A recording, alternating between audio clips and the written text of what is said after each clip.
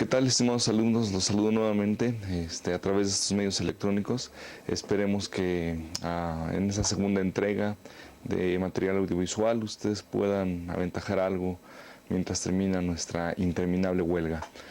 La sesión pasada básicamente me encargué de aclarar cuáles eran las características principales de la filosofía.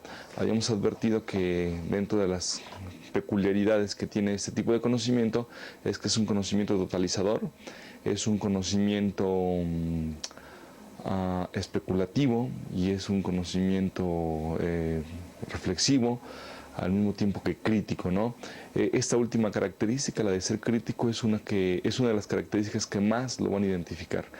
Y bueno, una vez que hemos abordado ya las características del conocimiento filosófico, una vez que hemos visto cuáles son sus problemas, las disciplinas y una breve historia de la filosofía, el día de hoy vamos a comenzar a acercarnos directamente ya a lo que es la filosofía.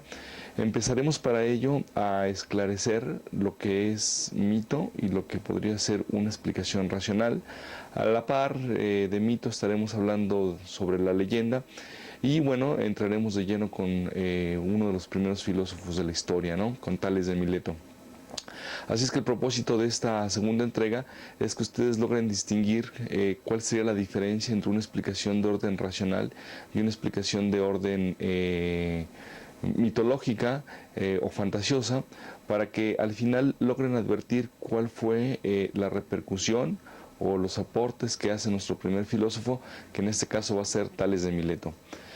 Para iniciar, bueno, sin más preámbulo, tendríamos que preguntarnos directamente lo que es un mito. A la pregunta obligada de qué es un mito, si nosotros intentáramos responder desde la mitología, desde la etimología, nos daríamos cuenta que dicha palabra es traducida del griego como cuento. En ese sentido, un mito, traducido al español, lo tenemos que ver entonces como un cuento.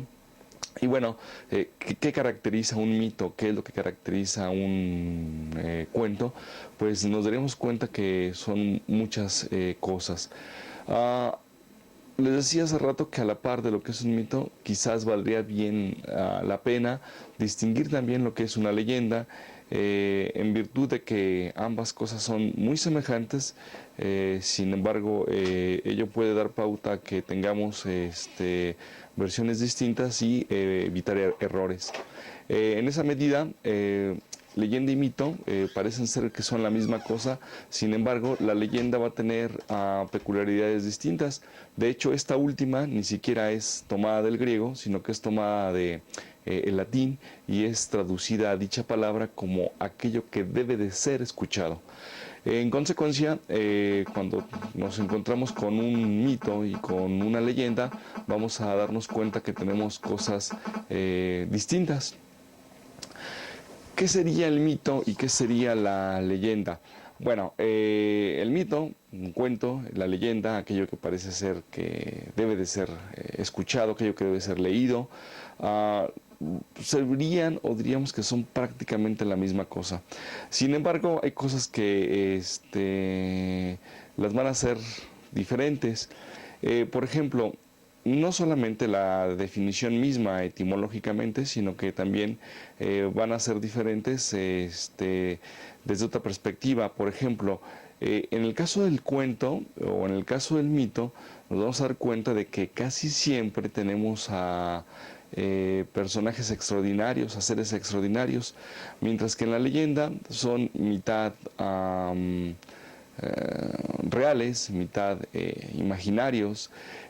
Cuando advertimos que en el cuento o en el mito tenemos personajes extraordinarios, eso significa que tienen ciertos poderes, que tienen ciertas cualidades que los hacen superiores a los seres humanos.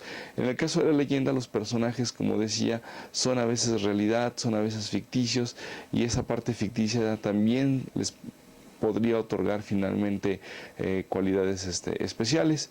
Por lo que respecta a la finalidad, el mito pretende sin duda alguna educar, mientras que la leyenda solamente puede pretender entretener. Por ejemplo, si advertimos de manera inmediata Cuando se cuenta una leyenda, nos daríamos cuenta que la leyenda básicamente se está contando aquí en la Ciudad de México cuando se va la luz, ¿no? O sea, el ejemplo más claro de lo que puede ser una leyenda es el de La Llorona. Entonces, perdón, pero no se cuenta La Llorona pues cuando en nuestras casas por la noche tenemos luz y tenemos el internet o tenemos la televisión o el DVD, que son medios de entretenimiento. Yéndose la luz, la leyenda aflora como un medio de entretenimiento. En el caso del mito, no. La peculiaridad del mito es que el mito tiene como propósito educar. En ese mismo sentido, nos vamos a dar cuenta que el mito posee además otra peculiaridad, es siempre el mismo. En el caso de la leyenda nos vamos a dar cuenta que siempre vamos a tener versiones distintas. Si yo les pidiera en clase que me contaran en qué consiste la leyenda de La Llorona, nos vamos a dar cuenta que cada quien me va a estar contando una versión totalmente distinta. Pero si de repente yo les digo que me cuenten el mito de la creación, ahí hay una sola versión, ¿no? Y en el último de los casos está hasta escrita, de manera que esa no la podemos alterar. En el caso de la leyenda, bueno, pues cada quien la cuenta y la escribe como se le da su regalada gana. Finalmente, mito y leyenda son, sin duda alguna, cosas totalmente distintas. Pudieran ser más o menos semejantes, pero no lo son. Y aquí solamente quiero hacer la siguiente advertencia. El mito es, por supuesto, la versión más antigua que se tiene en nuestro mundo de lo que pudiera ser una explicación racional. En el caso de la leyenda, alejado de esa cualidad, tendríamos que desecharla y entonces solamente advertir que hay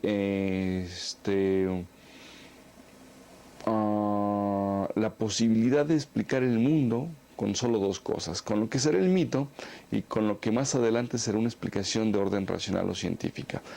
Así pues, esto no debería de tener mayor conflicto y ustedes deberían de tenerlo claro, clarísimo, que a lo largo de la historia de la humanidad, durante mucho tiempo los seres humanos intentaron explicar el mundo en el que se encuentran y las primeras explicaciones que se dieron pues fueron de orden mitológico.